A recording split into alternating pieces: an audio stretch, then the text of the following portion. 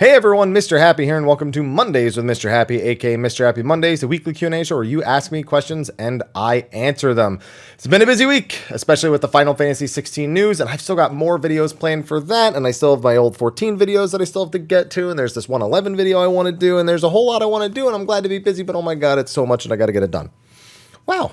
Anyway, with that, I peeked below again this week. I didn't actually read any of the questions, but I did see that there are quite a few. So I'm not going to delay this intro any longer. Thank you to our sponsors over on Patreon for supporting. They don't have to. All my content is available for free here on YouTube, but they choose to. And who knows, maybe we'll just incorporate some of YouTube specific stuff instead of using Patreon. I've been kind of teeter-tottering back and forth about that, but because I just produce YouTube content, I haven't really considered it all the way through.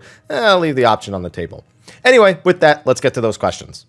All right, this was the first one I saw on scrolling down. Hashtag Mr. Happy Mondays. Hey, Happy. Glad to hear your mother's doing well. Thank you. I had a question on PvP. Sure. Specifically the frontline achievement mounts. They seem like a tall order to farm if you only have a 33% chance of winning. Do you think they'll ever revise the reward structure? It's too late. I don't think they ever revise it. Okay, so I'll tell you this. The only way they revise it is if they revise frontlines being 3 teams. So if they never do that, the answer is no. But if they do decide to do that, then they'll have to by, it just has to happen. Hashtag Mr. Happy Mondays. Oh, hi, Hap. Oh, hi, Mark. I'm relatively new to 14, started in December of 21, just a few months at this point, and have for the most part been unable to put the game down. On one hand, I'm worried I'll eventually burn out and never return. For some reason, it's not letting me load the read more here. So let me just re-scroll down to that one real quick. No, that's not that one. It's that one. There it is. Oh, it's like one more line. I want to get all my daily stuff out of the way for FOMO, if that makes sense. You ever burnt yourself out on playing an MMO?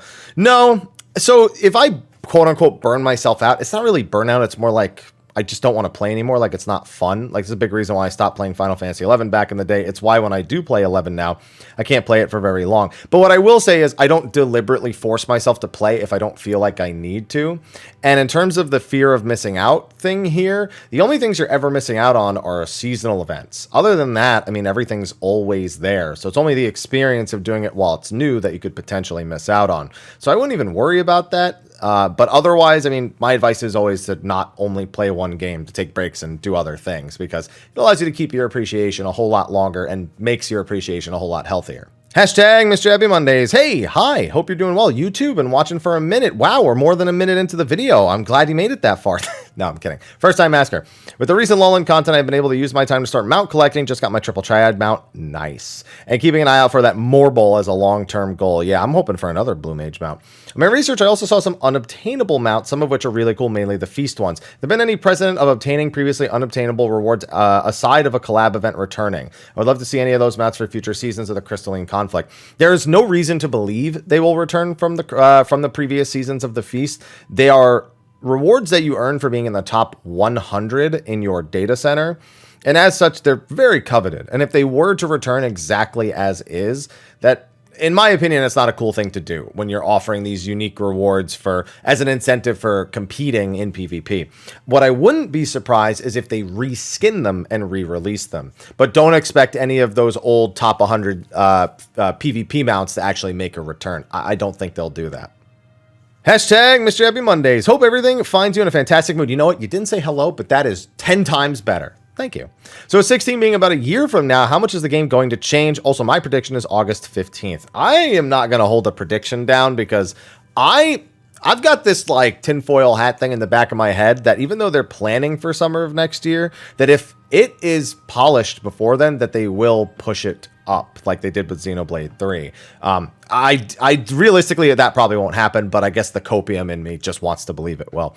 How much do I think will change in a year? I don't think that much. I think the UI will change. I think they'll continue to tweak the combat and the balance of it.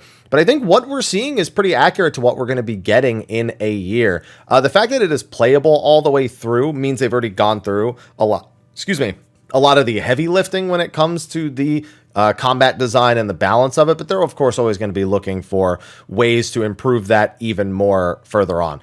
But I think what we saw is largely what we're going to get, and we shouldn't expect any massive changes outside of, again, the UI itself. All right, this one looks pretty long, so I'll try to get through it as quick as possible. Hashtag Mr. Happy Mondays. Hey, Happy. Hope you're doing all right. Thanks. Same to you. Follow up to my machinist question about ping last week. That's right, I did answer a machinist question about ping last week. I had forgotten about that. First of all, I understand the answer given about how middle-of-the-road ping doesn't seem to be good enough to facilitate the actions. Living near the West Coast has never really been much of an issue. Really sucks that those further east of the U.S. are struggling with that, even with decent interconnections. My first question is more of a general inquiry as to why that might be. So it's deliberately set up. The game is actually designed to be playable on moderate ping. They actually test everything in a vacuum of, around 150 ping. So it's not like they don't keep that middle of the road ping in mind. What it largely comes down to is fluctuations and as they like to say, packet loss.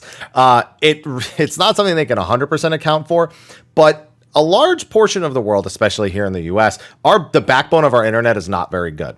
And it means that even with those ping levels, we suffer probably a lot more than they do over in Japan if they were to have the same amount of ping. A lot of routing issues, people having to use VPNs even in country. And then, of course, people playing out of country, which is, again, something that's kind of hard to actually test around.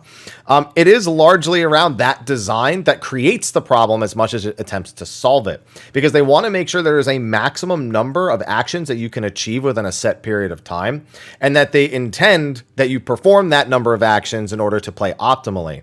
So they tweak it in such a way that there's absolutely no room that you could get any flex on either side, either before or after an action, to squeeze something else in, which makes the hypercharge windows incredibly tight. So if there is any sort of fluctuation at all, or if your ping is again middling, but also has like hints of other things that might not be operating at 100%, it causes that issue. It is something that is solvable, but is it something they'll feel the ability or feel the need to solve? It's questionable. I think they'd sooner make an overall change to the way the job functions before they adjust that underlying principle that really sets it out. Now, I am sure there's probably netcode or other programming issues that lead to this problem as well. Probably a catalyst as to why the system is designed the way that it is, but we can't say for certain. We know when they mention netcode what they're normally referring to, and I don't think for this particular thing they've ever said anything other than make sure you don't have any packet loss. First question, completely aside within the confines of Final Fantasy's existing infrastructure, what would you do to change machinist ping sensitive ability to keep it super fast paced? Honestly, I think that even just making it 1.6 seconds instead of 1.5 would go a long way to solving the issue for people with middling ping.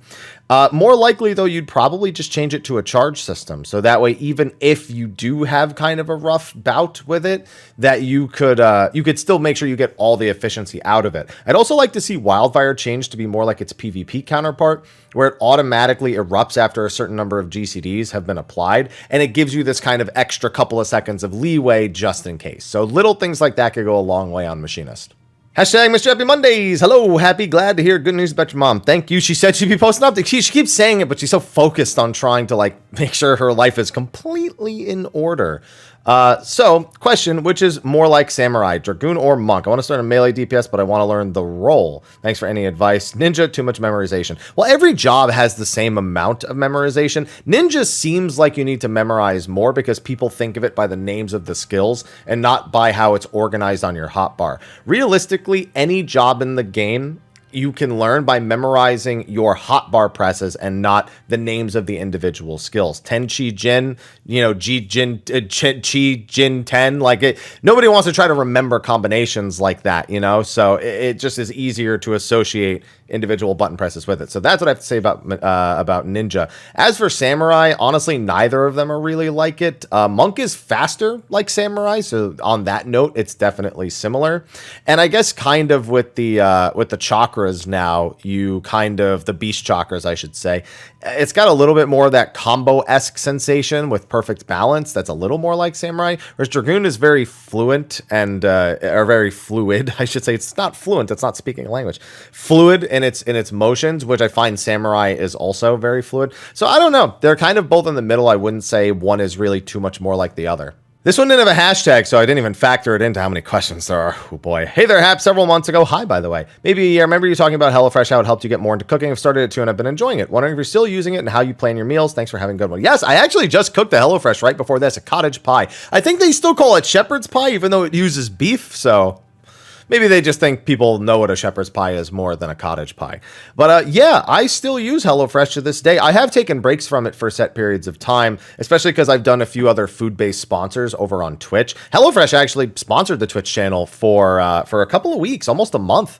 And then also a subsidiary of HelloFresh called Factor, which does more pre-prepared meals, also sponsored the stream for a little bit. And honestly, the Factor meals were great. Although for Factor, I was really more into like the juices and smoothies that they had. Even if I really like the meals, the act of cooking is a little bit, it's calming for me, even when I'm trying something brand new and it's a little bit stressful. So yeah, I still do it. And really for planning out my meals, I get it on a Tuesday. I cook Tuesday, Wednesday, Thursday. And, you know, then the rest of the weekend, I tend to cook different things. Sometimes they're really simple things like sausage and rice, or maybe I'll mix some shrimp with some noodles and do like a teriyaki stir fry with some vegetables, or I'll do like a fillet of fish, like a salmon, or maybe I'll like lightly season and flour a piece of tilapia and just put it in the pan for like 3.5 minutes each side. Maybe I'll, you know, air fry some asparagus, or maybe I'll grill it, or maybe I'll throw it in the oven on a baking sheet. Or I just experiment with a lot of basics, and then occasionally I try something brand new. So for the HelloFresh meals, though, I just cook them the 3 days after I get them for lunch, and it's no more complicated than that for me. Hashtag Mr. Happy Mondays. Aloha, Mr. Happy. Hey, that's my cat's name. I hope you're doing well. Same. I one-tricked my way from Silver to Crystal and Warrior and Crystalline Conflict, but now I want to play some other jobs in Ranked. I don't care about my Crystal credits for the season. I just want to get better overall and a few more jobs. I don't want to be that scumbag that takes a new job into Crystal. Everyone else does it.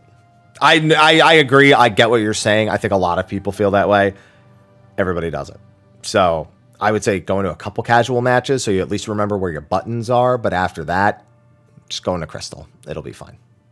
Hashtag Mr. Happy Mondays. Hey, Haps, do you know if the new Hildebrand quest will include a trial? Maybe at some point, but definitely not in the first quest. We don't ever get it in the very first quest. So maybe all the way in like 0.5, but we don't know.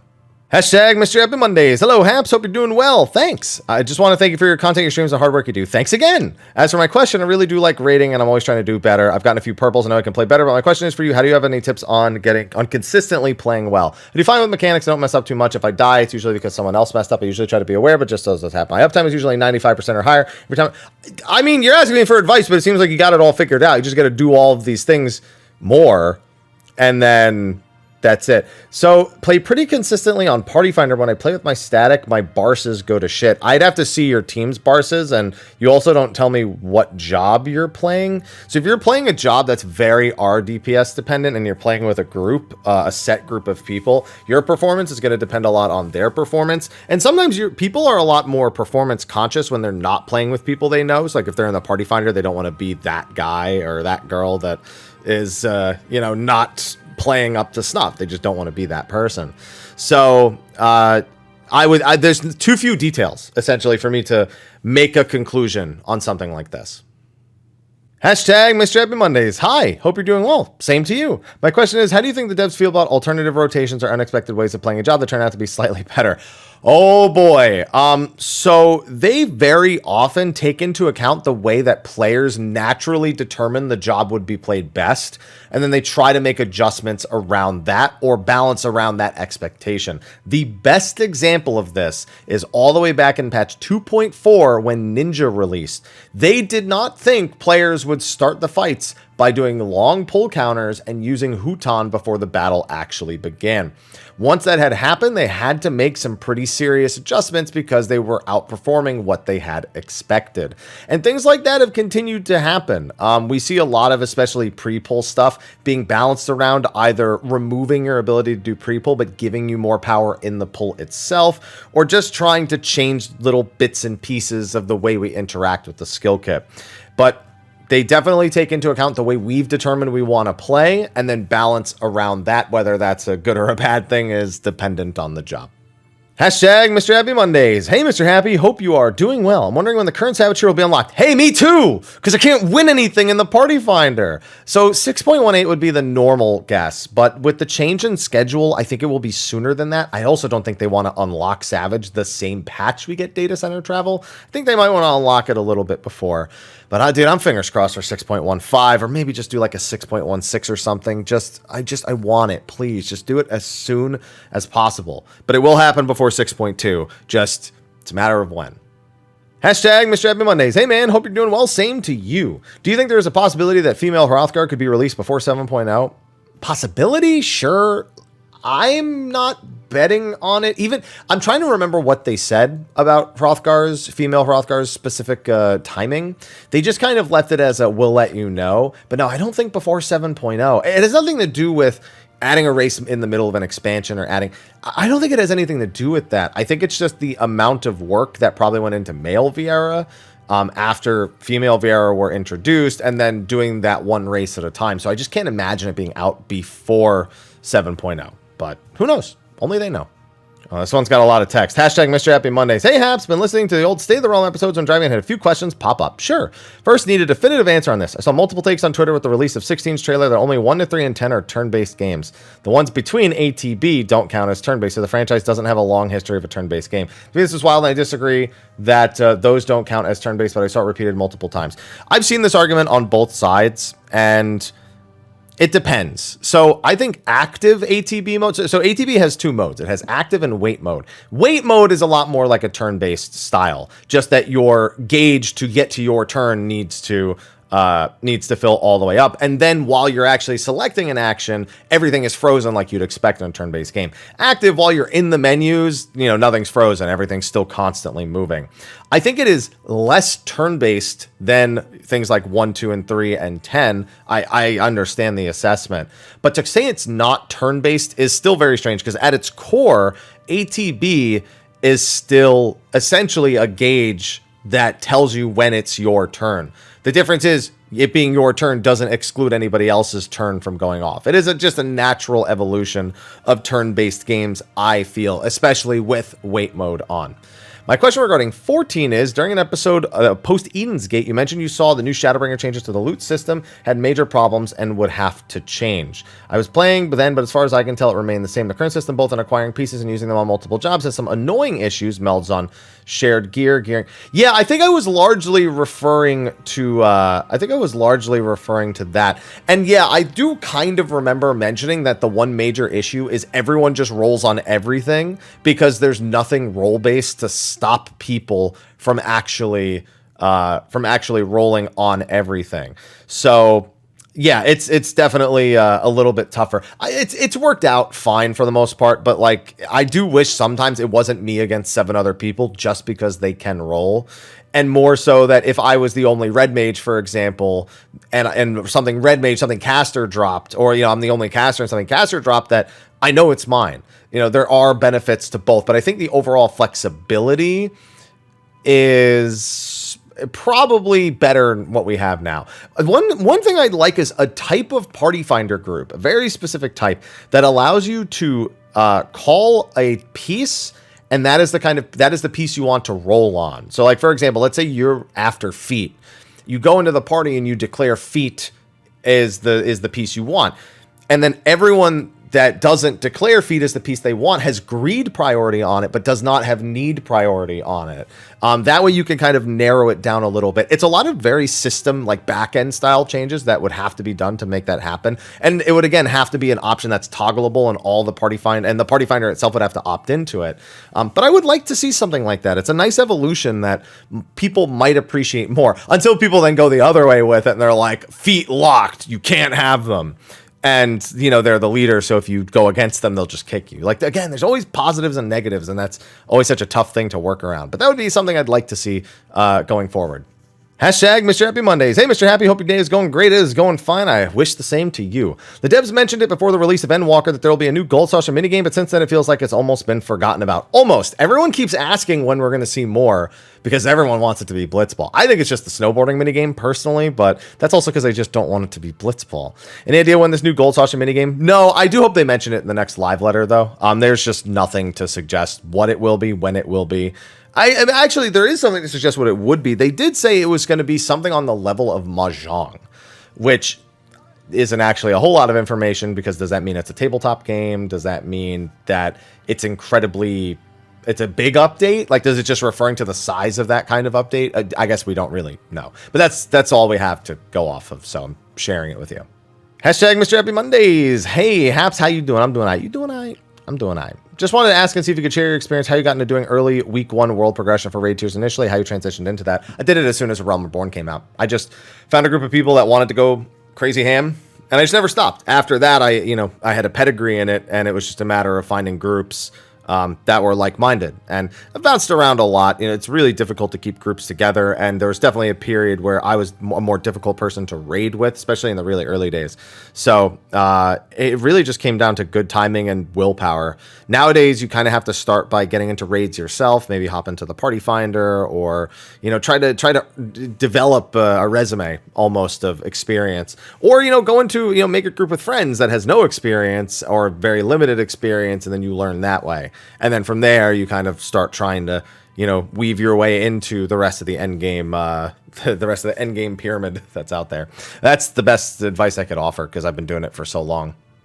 Hashtag Mr. Happy Mondays. Hello, Haps. How you doing? I'm doing all right. You doing all right? I'm doing all right. From your intro, I got this quick question. When is PvP Happy Oji-san Cup happening? No. So I've been working with Plus One. He's been organizing a tournament on Ether, the Wolves League. And this coming Saturday, we actually have the Wolves Cup, which is going to be the top 4 teams from the Wolves League in a double elimination bracket. It's looking like it's going to be a great time. The matches up to now have been fantastic. And I'm really hoping that people can tune into that. That's twitch.tv/+1 PLUSONE. He is going to be hosting at 7 p.m. Eastern on Saturday, June 11th, 4 p.m. Pacific. So tune in and enjoy. Hashtag Mr. Happy Mondays. Hello, Mr. Happy. Hope all's going well. I guess I posted my question last week too late, so I'll ask now instead of waiting. If my memory is correct, you said once you played Temtem, just announced their 1.0 full release. I think I saw this last week. Did I not answer this? I swear, maybe I saw it after I had already answered it, like you said, because I swear I saw this. Yeah, Temtem was really cool, and I played it when it first came out, when it was in early access, and like you said, their 1.0 full release is coming out later this year.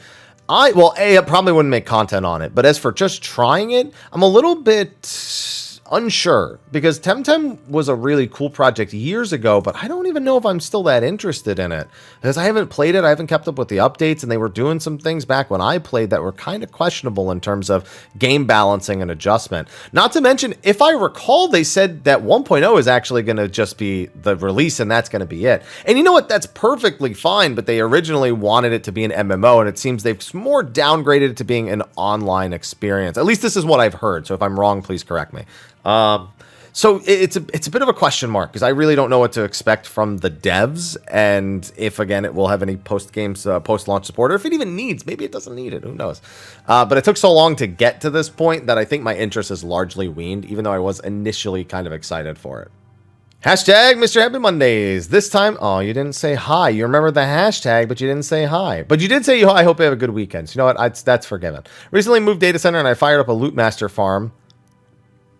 It's all here and there. It's all good. On this data center, tons of harassment, saying tells awful things. Loot Master does not have a good reputation. I have played World of Warcraft. I have joined parties that have used Loot Master, and I have had ones that were perfectly fine. I've also had those kind of Loot Master setups. I would advise not using it. It doesn't matter if you're not using it to abuse. People won't trust you, especially if you are on Ether. No one's good. It's not going to fly. I don't know where you were before, but on Ether, that's probably not going to fly. Hashtag Mr. Happy Mondays. Hello, Happy. Hope you're doing well. Same to you. Do you think they will change level 50, 60, 70, 80 in the future? I've been saying this for years. They gotta either split it or come up with another name, because that thing looks ridiculous. Yeah, I don't know. Could it harm participation? Like, say nobody wants to do the Aroma. I think the name just needs to be split. I don't mind that it has so many dungeons in it. The name is ridiculous to it for me.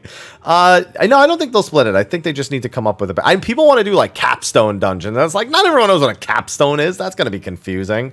They could do like X0 dungeons. Again, people are not the greatest on the uptick on what that means. So it's a bit of a tough situation, but, I think they at least need to change the name. Maybe they don't need to change the roulette, but they definitely need to change the name.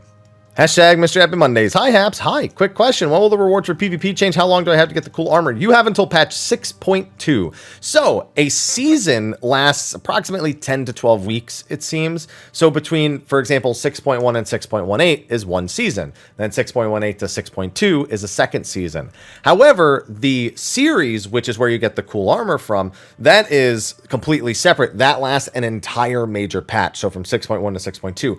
On top of that, you can still technically get it as a reward between 6.2 and 6.3. You'll just be spending your Malmstones on it instead of earning it from the pass itself. So you technically have all the way until 6.3, but if you want to earn it strictly from leveling your series and not having to spend the crystals, the trophy crystals or whatever on it, then you'll want to have earned it by 6.2.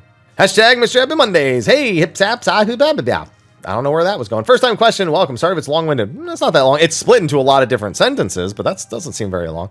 You mentioned you hated Xenoblade 2, but enjoyed Xenoblade 1. I jumped in the series sideways with Xenoblade X because of mechs and didn't have a good way to play 1. So play 2 and that came out, went back with 1 to the definitive version. I love 2 for the most part, aside from the gotcha stuff. My question is, do you dislike the gameplay, story, characters, or all of the above? All of the above. I like 2 things about Xenoblade 2. The music, amazing soundtrack. I'd argue one of the better RPG soundtracks I've heard in years. And there have been some great soundtracks in recent years. But everything else... Oh, I'm sorry. And some of the side quests have really heartwarming stories, really well written, really well acted out. One such side story involves an old man who knows that he's going to be dying soon. And it's a story about him and his friendship and his relationship with his blade. So there's a whole lot of elements to that quest. It stretches off across many of them. And there are quests like that are really, really well done. Awesome storytelling, again, really well acted. Great musical scores, the works. But everything else I despise. I don't like most of the characters. I don't like the gameplay that much. I feel like it takes too long to go through the tutorials of the gameplay throughout the entire game. It doesn't run that well on the Nintendo Switch, so even though the environments are vast and mildly impressive, you're either playing it in undocked mode where they're pixelated as all hell, or you're playing it in docked mode and they run at like 15 to 20 FPS. I don't really like the way the AI works, even when you try to make it do what you want it to do. I'm not really into the way that you actually flow through battle, and again, the way that it changes throughout the rest. I don't really care about the story all that much for the most part. It's largely predictable, and the twists... I mean, I guess if you played Xenoblade 1, one of the twists is more interesting than it is if you haven't. But even then, I was just so unimpressed with the majority of it. I played that game out of spite because I didn't want those RPG fans out there where you're like, I played it for like 5-10 hours and I wasn't really feeling it, so I put it down. Then you get that RPG fan that's just like, you only played it for 5 hours? It doesn't even get good until 25 hours in. Sound familiar like Final Fantasy 14? That's why that's not a good argument whenever somebody throws it out. So I played it out of spite because of those people, and I think that made me hate it more. The gotcha stuff in there as well, it's... I really like 1. And I never want to play 2 again. And I'm not going to play Torna, because I know Torna, everyone tells me Torna is way better than 2. Listen, if I didn't like 2, I don't think seeing the characters from 2 again is going to make me that excited either. Hashtag Mr. Happy Mondays. Hello, Haps. Just a small question. In the new Ultimate, who is controlling Hraesvelgr to go against us? People heard it's Nidhogg. Yeah, it's Nidhogg. They literally say on screen that Nidhogg is controlling Hraesvelgr. So in that timeline change, the way it plays out is after we save Hashfont, we don't feel as pressed to go after chasing. We exercise a bit too much measure and calculated nature because we didn't suffer a loss. We're not as driven to chase after him. He manages to successfully pull off his plan. He beats us to Bismarck. He beats us to Azys Lla. We don't even get there in time to really even meet the Garleans. So a couple of things happen because of that. The Garleans are there looking into the Neuralink technology, and they basically are allowed completely free reign of Azys Lla in order to pursue that endeavor. Now, at the same time, you have Thornton, who fully powers up, absorbs the entirety of the Warring Triad, and is now one of the most powerful primals in the world. He wants to become a god that essentially keeps the peace by being so powerful that nothing can stand against him. But he's still vengeful, so even though, Nidhogg is dead, there are other dragons that are still around. So he goes on a rampage through, I was going to say Annex Trine, the Churning Mists. And because of that, he kills a lot of Nidhogg's brood that's left over. He kills a bunch of Hraesvelgr's brood, and he starts actually mind controlling them using Nidhogg's eye. He basically tempers them to him. He's become that strong. Now, when we actually defeat him but let him go, he leaves Ascalon behind. So Estinian's able to get Nidhogg's eye back, and now he has both eyes again. He's been possessed, and he flies off, and he's just going off to do his thing. But in that time, the neurolinking technology that the Garleans have uncovered is, functional. And Nidhogg sees this as a major win because he knows that his brother essentially doesn't want anything to do with this war, won't go along with it. We never go to Hraesvelgr for the help. We never intervene. And so our experience with him is incredibly, incredibly stunted. So Nidhogg goes to him for help. He says no, and Nidhogg decides to control him instead. He just decides that that's what he's going to do. He attacks his brother. And because of that, he descends upon Ishgard, brother in hand, and that's why the whole phase is Nidhogg trying to make Hraesvelgr break his vow because he knows it'll drive him into a rage, but it never happens. He never is able to do it. And then we kill Hraesvelgr, and he's like, "Thank you for killing me.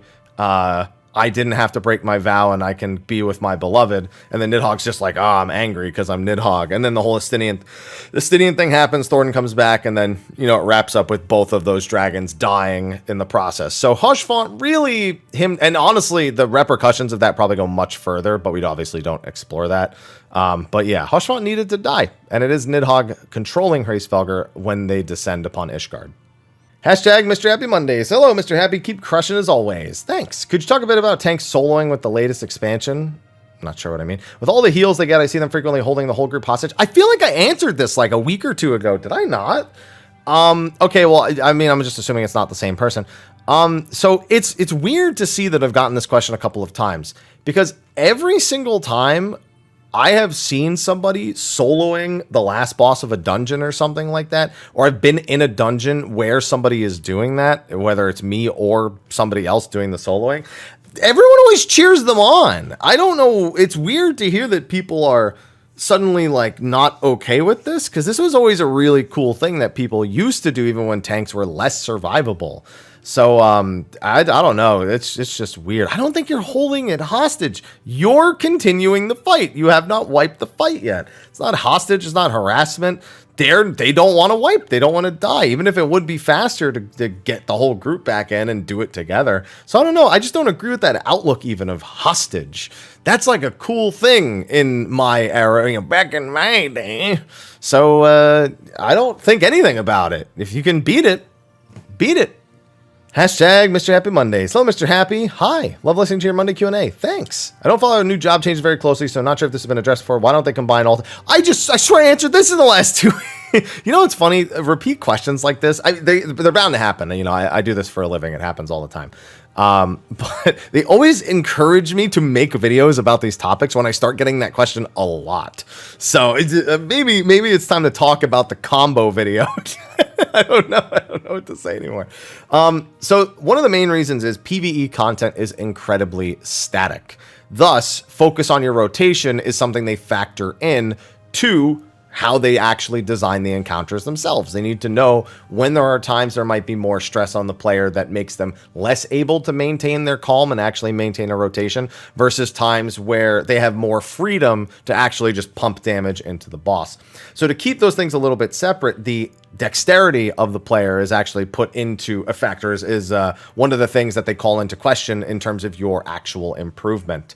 Now that, of course, is not a universal case. There are abilities that they find do not actually offer an interesting enough decision or dexterity choice and are kind of just inconveniences. You know, we used to have all the different warrior actions. You know, they weren't consolidated into a button. You know, they were all their own separate buttons, you know, back when they had two different stances, and they had, you know, they had Fell Cleave, but then they had what was it called?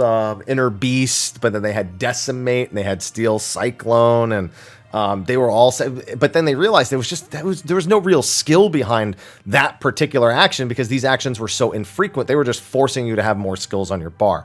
So that is a lot of what it comes down to, is how much of what the job is designed to do, how much is it actually being inconvenienced from that, versus how much is it just sort of like a basic thing that they expect you to be able to do. In PvP, it's less that way, because the situations are very dynamic. They want you to very quickly be able to react to everything and not worry about all these buttons on your hotbar that you need to juggle. So those are the reasons why those things generally differ.